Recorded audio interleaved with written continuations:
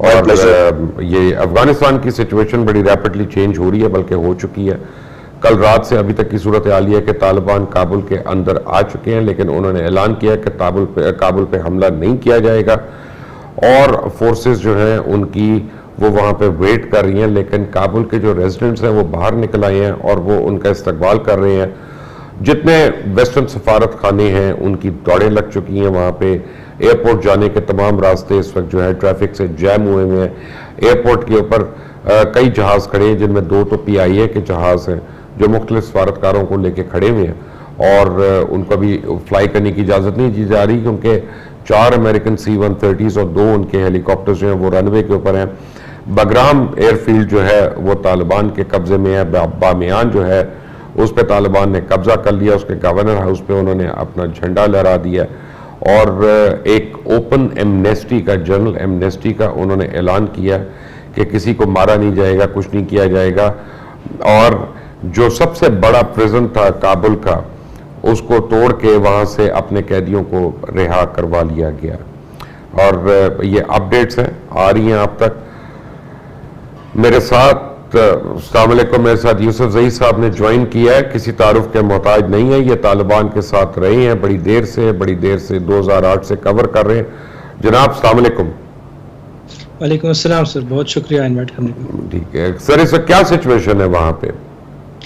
जी, जिस तरह आप देख रहे हैं तालिबान बस काबुल शहर के अंदर दाखिल हो चुके हैं और मुज़ाकरात जारी हैं। सुनने में ये भी आ रहा है कि मुल्ला बरदर अखुंद जो हैं वो कतर से रवाना हो चुके हैं काबुल के लिए। तो अब क्या लग रहा है आपको? जिस तरह एक्सपेक्टेड था कि अशरफ गनी की हुकूमत आखिर में सब कुछ छोड़ छाड़ कर निकल जाएगी और तालिबान एक पुरअमन तरीके से काबुल शहर में दाखिल होंगे, ये एक्सपेक्टेशन आज सुबह से शुरू हुई है। पहले इस तरह कुछ नहीं था, लेकिन इसके पीछे जो तालिबान की एफर्ट्स शामिल हैं वो कई महीनों पर मुश्तमिल है। इनकी जो दावत और जल्ब की जो कमीशन है उन्होंने कई महीनों से मुख्तलिफ लोगों पर, हुकूमती ओहदों पर कायम लोगों पर मेहनत की थी और मुसलसल मुज़ाकरात जारी रखे इन लोगों के साथ जिनको दावत देते रहे। मैं एक ब्रेकिंग न्यूज़ दे दूं आपको। मेरे पास एक न्यूज़ आई है काबुल एयरपोर्ट से, जो हमें डायरेक्ट रिपोर्ट आई है मुझे, कि PIA के 2 जहाज जो वहां पे खड़े थे वो इसलिए खड़े हैं कि ऊपर US एयरफोर्स का ट्रैफिक बहुत था और वो सिविल एयरप्लेन को उड़ने नहीं दे रहे थे। बहरहाल पहले PIA प्लेन को क्लियरेंस मिल गई है, वो इस वक्त रनवे के ऊपर टेक ऑफ करने के लिए तैयार है। टेक ऑफ करने वाला है चंद लम्हों के बाद, और चंद मिनट के बाद उसके PIA का जो दूसरा जहाज है वो भी टेक ऑफ कर लेगा। तो इंशाल्लाह जितने भी उसमें पैसेंजर्स हैं उनको सेफली पाकिस्तान इंटरनेशनल एयरलाइन जो है वो सेफली इवैक्यूएट करेगी। और ये बड़ी इंपॉर्टेंट बात है कि आपको बताऊं कि वहां पे इतने पाकिस्तानी नहीं है, दूसरे लोग हैं, और PIA जो है वो अपने तैयारे और अपना PIA का अमला जो है उन्होंने वॉलंटियर किया हुआ है और वो अफगानिस्तान से इवैक्यूएशन में सिविलियंस की बहुत मदद कर रहे हैं। इसमें PIA को और PIA की मैनेजमेंट का जितना शुक्रिया किया जाए वो कम है। सॉरी यूसुफ ज़ई साहब, ये खबरें आती रहेंगी तो मैं बताता रहूंगा। नहीं बिल्कुल सर, ये तो एक अहम खबर थी और असल में दाद देनी चाहिए हमारे सिविल एविएशन को, पाकिस्तान इंटरनेशनल एलायंस को। सिविल एविएशन को रहने दें, सिर्फ PIA को दे दें आप।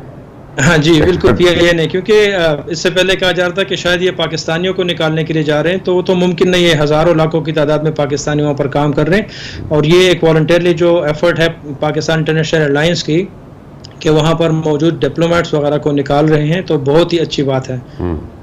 अच्छा जी, अब क्या सिचुएशन है वहाँ पे, तालिबान क्या कह रहे हैं? तालिबान से जो अभी मेरी बात हुई कुछ लम्हात पहले, वो यही है कि हुकूमती इदारे मुकम्मल सरेंडर कर चुके हैं और ये बहुत जल्द टेक ओवर कर लेंगे। सरकारी दफातर खाली किए जा चुके हैं। एक जो बात सुनने में आ रही है कि शायद मुल्ला बरदर अखुंद आ रहे हैं कतर से, दोहा से। जब तक वो आ जाएं तब उसके बाद एग्रीमेंट साइन होगा कि हुकूमत इनके हवाले होगी। अच्छा, तो अभी जो जलाली साहब का नाम आ रहा है इंटरिम हेड ऑफ गवर्नमेंट का, वो सही है कि गलत है? उनका नाम तो आ रहा है, लेकिन इन टर्म हुकूमत को तालिबान क्यों कबूल करेगी इस वक्त, जब वो पूरे मुल्क पर काबिज हो चुके हैं, जब उन्होंने इतनी मेहनत के बाद 20 साल की जंग के बाद कब्जा कर लिया है पिछले 10 दिनों में, तो अब वो क्यों किसी इन टर्म को कबूल करेंगी। दूसरी बात ये, अगर इन टर्म कोई आता भी है तो वो क्या करेगा, किस पर वो अपना हुक्म चलाएगा। फौज लड़ने के लिए तैयार नहीं है, मुल्क सारा तालिबान के कब्जे में है, हुकूमती अहलकार नाला हो चुके हैं, अब वो ना काम करना चाहते हैं ना कुछ आगे हो सकता है इसके अलावा। अच्छा, अब अलकायदा, दाइश और टीटीपी का क्या मुस्तकबिल है?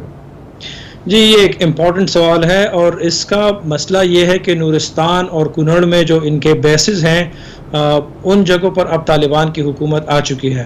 तालिबान ने बारहा कहा था कि हम अपने मुल्क में अपने सरजमीन को किसी दूसरे मुल्क के ख़िलाफ़ इस्तेमाल होने नहीं देंगे। अब जबकि वो पावर में आ चुके हैं तो उनको चाहिए कि एक तो अपने इस वादे को इफ़ा करें और दूसरा ये कि अपनी सालमियत और अपनी मुल्क में अपने हुकूमत या अपनी रिट कायम करने के लिए किसी और को वहाँ पर ऑपरेट करने की इजाज़त ना दें। लेकिन अब पाकिस्तान के अंदर जो अलकायदा और दाइश एक्टिविटीज करते रहे हैं और टीटीपी वगैरह, क्या उसमें कमी आएगी? एक खदशा है कि अब वो लोग भागकर बॉर्डर क्रॉस करने की कोशिश करेंगे और पाकिस्तान आना चाहेंगे, लेकिन इसमें एक ये बात है कि अब उनके पास वो सपोर्ट नहीं रही एलिजिबली जो उनको हासिल थी अफ़गान हुकूमत से या किसी और हमारे पड़ोसियों से। अब वो सपोर्ट नहीं रही, तो मैं नहीं समझता कि उनकी अब वो कैपेसिटी होगी कि वो पाकिस्तान में बड़े लेवल पर ऑपरेशंस कर सकें। अलबत्ता छोटे छोटे वाक़यात अब रिपोर्ट होते आ रहे हैं पिछले चंद दिनों से और ऐसा खदशा कि मजीद भी इस तरह के वाक़यात होंगे। तो अशरफ गनी इस वक्त कहाँ पे रूपोश है?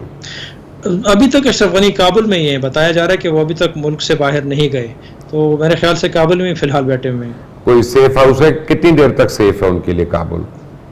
काबुल तो देखिए, उनको कोई मारने का किसी का इरादा नहीं है। अगर वो सरेंडर करते हैं तो भी तालिबान उनको अरेस्ट करेंगे और जैसे उन्होंने कमांडर इस्माइल खान और दूसरे इलाकों के गवर्नर्स को, कंदहार, गौर वगैरह के गवर्नर्स को ट्रीट किया, अच्छी तरीके से पेश आएंगे। लेकिन मैं नहीं समझता कि अशरफ गनी तालिबान के सामने सरेंडर करेंगे। मैं समझता हूँ कि वो निकल जाएंगे अफगानिस्तान से। अच्छा जी, खबर ये आ रही है कि जनरल अब्दुल रशीद दोस्तम के दस्तराज जो हैं निज़ामुद्दीन कैसारी को तालिबान ने उज़्बेकिस्तान फरार होने की कोशिश के दौरान हैरतान से गिरफ्तार कर लिया। और ये कैसारी साहब जो है ना, ये वहशी कमांडर के तौर पे मशहूर हैं, लेकिन इस वक्त ये वहशी कमांडर जो है तालिबान की हिरासत में आ गए। जी देखें, एक वक्त था कि जनरल अब्दुल रशीद दोस्तम वाहिद उज़्बक कमांडर थे, उनको चैलेंज करने वाला कोई नहीं था। आहिस्ता आहिस्ता जब वो हुकूमत में चलते गए, जब उनको पैसों का शौक पड़ गया, जब इजी लाइफ आ गई, तो और लोग उभरना शुरू हो गए और कैसारी उनमें से एक कमांडर हैं जो उभरे थे। एक ये तवक्को की जा रही थी कि अगर दोस्तम ना लड़े तो शायद कैसारी लड़ेंगे, लेकिन वो भी जिस तरह दोस्तम और अतानूर वगैरह लड़ाई से भाग गए मैदान से, इन्होंने भी कोशिश की भागने की। अब मसला उनका ये है कि दोस्तम और अतानूर तो कल जहाज़ से चले गए, उनके लिए उज़्बेकिस्तान जाना आसान था। रात को हमें इतलात मिली, तस्वीरें भी कुछ आई कि जो ब्रिज कनेक्ट करता है उज़्बेकिस्तान और अफ़गानिस्तान को, दरिया के ऊपर जो ब्रिज है, उस ब्रिज पर उज़्बेकिस्तान के बॉर्डर फोर्सेस ने भागने वाले फ़ौजियों की तकरीबन 82 गाड़ियां रोक ली थी और फिर मौका पर पहुंचकर तालिबान ने उन सबको गिरफ्तार कर लिया और वो सरेंडर हो गए थे। तो मैं समझता हूं कि कैसारी ने बहुत बड़ी गलती की कि वो बाय रोड जाना चाहते थे। उनको चाहिए था कि पहले जहाज़ में कहीं बैठकर निकल जाते। अच्छा, अभी ISPR ने तस्दीक कर दी है कि तालिबान के नंगरहार पे कब्जे के बाद तोरखम बॉर्डर जो है वो सील कर दिया गया है और पाकिस्तान और अफगानिस्तान के दरमियान तोरखम बॉर्डर से मौसूल होने वाली इतलात के मुताबिक तालिबान ने अफगानिस्तान की जानिब सरहद का मुकम्मल कंट्रोल भी संभाल लिया है और वो जगह जगह अपना सफेद परचम लहरा रहे हैं। इस दौरान बॉर्डर पे तैनात पता चला है लोगों की तरफ से कि अफगान फोर्सेस ने रत्ती बराबर भी मुजाहमत नहीं की और हथियार फेंक दिए और हाथ उठा दिए। ये क्या वजह है कि इतनी ट्रेंड फौज, इतनी बड़ी फौज और इस तरह ये बकरी क्यों बन गए? देखिए मुबशिर साहब, एक बात यह है कि फ़ौज लड़ती है किसी मकसद की खातिर। मकसद यह होता है मुल्क का दिफा करना, मकसद यह होता है हुकूमत को प्रोटेक्शन प्रोवाइड करना। फ़ौज में बहुत अरसे से ये बात काफ़ी मशहूर थी कि हुकूमत की करप्शन उनको नहीं बचाने आएगी। ना ही हुकूमत के करप्ट लोगों ने फ़ौज को सपोर्ट किया, ना ही उनकी परवाह की। हत्ता कि जब जब फ़ौज को ज़रूरत पड़ी मुख्तलिफ इलाकों में, स्पेशली हेलमंद वगैरह में जब तालिबान के ख़िलाफ़ वो लड़ रहे थे पिछले महीनों, 4-5 महीने पहले से, फौज की बार बार रिक्वेस्ट के बावजूद सेंट्रल गवर्नमेंट ने, काबुल ने उनको कोई इमदाद या रिइंफोर्समेंट फराहम नहीं की। तो वो फिर समझने लग गए और उनके जहन में ये बात क्लियर हो गई कि ऐसी हुकूमत के लिए लड़ना और इनके लिए जान कुर्बान करना बेफ़ायदा है, बेसूद है। दूसरी जानिब जो बात इम्पॉर्टेंट है वो ये है कि तालिबान ने एक स्ट्रेटजी अपनाई, एक टेक्निक अपनाई, वो ये कि जहाँ पर भी वो गए, जहाँ पर भी उन्होंने मुहासरा किया, वहाँ पर उन्होंने बुज़ुर्ग या जो एल्डर या स्पिनगिरे बोलते हैं हम, उन लोगों को, बारिश लोगों को इनवाइट किया, उनको फिर बताया कि जाके बताएं यहाँ के लोकल फौजी कमांडर को कि हम लड़ेंगे, आप लड़ेंगे तो दोनों जानब से नुकसान होगा, हम नहीं चाहते कि आपको मारे या खुद मर जाएं, और हम आपको मुकम्मल अफ़्व करते हैं, हम आपको माफ़ करते हैं, किसी से कुछ रिवेंज नहीं लिया जाएगा। जो चीज़ें फ़ौजियों ने एक्सेप्ट की। अब एक्सेप्ट करने के बाद एक और जो तालिबान ने कमाल का काम किया वो सोशल मीडिया का इस्तेमाल, मोबाइल फ़ोन का इस्तेमाल किया। पहले तालिबान जो थे 1996 से 2001 तक वो मोबाइल वगैरह के ख़िलाफ़ थे, और अब ये लोग फ़ौरन फ़िल्म बनाकर, वीडियो बनाकर सोशल मीडिया पर डाल देते हैं कि हमने इतना इनके साथ एहसान किया। तो ये बात लेकर और उसके बाद जो जो फ़ौजी सरेंडर हुए बाकायदा उनकी लिस्टें बनाई गई, उनको सर्टिफिकेट्स दिए गए तालिबान की जानिब से, जिस पर 2 मुकामी गवाहान और मुकामी कमांडर्स के सिग्नेचर होते हैं, उस बंदे का नाम, उसका रैंक और उसकी तस्वीर होती है, और इसमें सर्टिफिकेट में लिखा जाता है कि ये फ़ौजी तालिबान को सरेंडर कर चुका है। अब तालिबान पर इसकी प्रोटेक्शन और इसको फैसिलिटेट करना लाजिम हो गया है। तो ये चीज़ जो है ना, लेकिन अभी एक मेरे पास तस्वीर आई है, बड़ी इंटरेस्टिंग तस्वीर है कि काबुल शहर में एक ब्यूटी पार्लर जो है उस पर खवातीन की तस्वीर को पेंट किया जा रहा है। हालांकि तालिबान अभी शहर में दाखिल नहीं हुए, लेकिन ये हिफ्ज़ मातकद्दुम के तौर पे ये हो रहा है।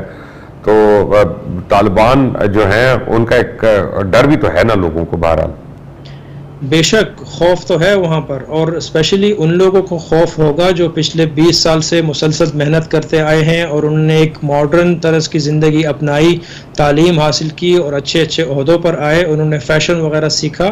अब उन लोगों को खौफ तो है क्योंकि एक अनसीन एक पावर आ रही है जिसके गुज़श्ता या माजी जो था वो इंतहाई खौफनाक था, या हमें बताया गया था कि खौफनाक है। अब अगर इन लोगों को तालिबान की जो असल सूरत है इस वक्त, जो कि बहुत सॉफ्ट हो चुकी है माजी के मुकाबले में, वो नज़र आ जाए तो शायद खौफ कम हो। लेकिन तस्वीरों को पेंट करना और ख़वातीन की तस्वीरें या बिलबोर्ड्स उतारना, ये एक तो एक वजह यह है कि लोग डर रहे हैं कि शायद फिर हमारे शॉप्स वगैरह को नुकसान पहुंचेगा, और ये नुकसान का या खौफ इसलिए है कि हाई लेवल कमांडर्स तो इन चीज़ों को शायद बर्दाश्त कर लें, लेकिन ऑन ग्राउंड जो आम सिपाही हैं तालिबान के, वो इन चीज़ों पर समझ नहीं रखते, ना उनकी इतनी समझबूझ होती है, उनके लिए ये सब कुछ हराम होता है, और उनकी एक ही ज़बान होती है कि बाय फोर्स लोगों को बताएं कि ये काम बंद करो। आने वाले दिनों में आप पाकिस्तान के अंदर को मसाइल देख रहे हैं? मैं समझता हूँ कि मसला हमारे लिए रेफ्यूजीज़ को डील करना होगा। जितने रेफ्यूजीज़ आ रहे हैं और उनकी तादाद बढ़ती जा रही है, पाकिस्तान एक तो फाइनेंशियली उनको सपोर्ट नहीं कर सकता, उसके लिए हमें इंटरनेशनल कमिटमेंट्स चाहिए होंगी मगरबी ममालिक से और दूसरे ममालिक से, और जो इंटरनेशनल ह्यूमैनिटेरियन ऑर्गेनाइजेशंस हैं, UNHCR हो गया, ICRC वगैरह हो गए, इनका, या WFP हो गया, WHO, इनकी सपोर्ट बहुत ज़रूरी है, क्योंकि ऑलरेडी जो अफ़गानिस्तान मुहाजिरीन के लिए फंडिंग है वो अंडर फंडिंग आ रही है, बहुत कम है वो फंडिंग। तो पाकिस्तान के लिए एक ये चैलेंज होगा। इसके अलावा चैलेंज ये है कि इन मुहाजिरीन के भेस में एंटी पाकिस्तान एलिमेंट्स पाकिस्तान आने की कोशिश करेंगे, उन लोगों को छानना, उनको काउंटर करना, उनको फिर इनसे अलग करना एक बहुत चैलेंजिंग काम होगा पाकिस्तान के लिए। यूसुफ ज़ई साहब, आपका बहुत बहुत शुक्रिया, आप हमारे साथ आए, और thank you very much for joining us, और आपने हमें लेटेस्ट सिचुएशन बताई। ये इस वक्त तक लेटेस्ट सिचुएशन थी जी काबुल से, और काबुल से अभी मज़ीद खबरें आ रही हैं। हमारे कॉरेस्पॉन्डेंट्स भी वहाँ पे मौजूद हैं, बागी टेलीविज़न के कॉरेस्पॉन्डेंट्स भी वहाँ पे मौजूद हैं। काबुल का फॉल जो है उसका डिले इसलिए हो रहा है कि तालिबान ने ये अनाउंस किया है कि उन्होंने टेक ओवर नहीं करना, और वो चाहते हैं कि जो काबुल के रेजिडेंट्स हैं वो खुद उनको हैंड ओवर करें। मीनवाइल काबुल के जितने भी रेजिडेंट्स हैं वो सड़कों पे निकल आए हैं, और किसी किस्म का प्रोटेस्ट नहीं हो रहा, कुछ नहीं हो रहा, लेकिन एयरपोर्ट जाने की तमाम सड़कें जो हैं वो ब्लॉक्ड हैं, और बगराम एयरफील्ड जो है उसके ऊपर तालिबान का कब्जा है, और पुल चक्री वाला जो प्रिजन है काबुल के अंदर, उसको बहरहाल तालिबान ने कब्जा करके उसके दरवाजे तोड़ दिए हैं, और वहाँ से हज़ारों अपने साथियों को रिहा भी करवा लिया। आपको याद होगा कि 2 दिन पहले मैंने एक ट्वीट भी की थी, एक शॉर्ट वीडियो भी की थी कि पीर से पहले अशरफ गनी या तो इस्तीफा देगा या नहीं होगा। तो उस पर इंडिया से काफ़ी लोगों ने उस ट्वीट का मजाक भी उड़ाया था, और उस वीडियो के नीचे बड़े अजीब वल्गर से कमेंट्स भी लिखे थे। तो अल्लाह ने वो बात पूरी कर दी और आपको ये समझ आएगी कि जो लम्हा बलम्हा तज्जिया इसको देख रहा था, ये जो पूरी टीम देख रही थी कि उनकी जो प्रेडिक्शन है उसमें कितनी एसेंस थी, और जितने लोग खुद अशरफ गनी समेत कह रहे थे कि कुछ नहीं होना, और CIA कह रही थी कि 6 महीने तक तो इनकी हुकूमत सर्वाइव कर सकती है, वो सारे जो है रेत का पुल साबित हुए हैं और वो तज्जिए गलत साबित हुए हैं। अब देखते हैं कि लेटेस्ट सिचुएशन क्या होती है। मैं आपको बता दूं कि PIA का 777 जो है, PIA का 777 इस वक्त वो टेक ऑफ कर चुका है काबुल एयरपोर्ट से, और उसकी डेस्टिनेशन जो है अल्हम्दुलिल्लाह पाकिस्तान है। तो PIA के दोनों जहाज जो हैं वो काबुल एयरपोर्ट से निकल चुके हैं, और ये PIA की बहुत बड़ी अचीवमेंट है, और जितना भी उनको कमेंट किया जाए वो कम है। और स्पेशली उनके स्टाफ की, उनके पायलट्स की और उनके कैबिन क्रू की मैं तारीफ करना चाहूँगा कि जो अपने नर्व्स पे काबू रख के वॉर जोन के अंदर जा रही हैं और निहत्ते लोगों को वहाँ से एवैक्यूएट कर रहे हैं। एक ब्रेकिंग न्यूज़ मेरे पास आ रही है कि तालिबान ने कह दिया कि जी हम अली अहमद जलाली को अबूरी सरबराह तस्लीम नहीं करेंगे। अली जलाली को कातिल और मुजरिम समझते हैं। तालिबान के मौक़िफ़ में कोई तब्दीली नहीं आई। काबुल की सिक्योरिटी अफगान हुकूमत की जिम्मेदारी है, वो खुद अदा करें, किसी और से हम नहीं करवाएंगे उसको। बहरहाल तालिबान का मौक़िफ़ बड़ा क्लियर आ गया। 1 घंटे के बाद तकरीबन 5 बजे पाकिस्तान स्टैंडर्ड टाइम पे हम अपनी नशरियात का दोबारा 5 तो अभी बजने वाले हैं, 4:45 हो गए, 6 बजे हम तकरीबन अपनी नशरियात का दोबारा आगाज़ करेंगे। हमें लाइव ट्रांसमिशन में ज़रूर ज्वाइन कीजिएगा। अंटिल देन अल्लाह हाफिज़।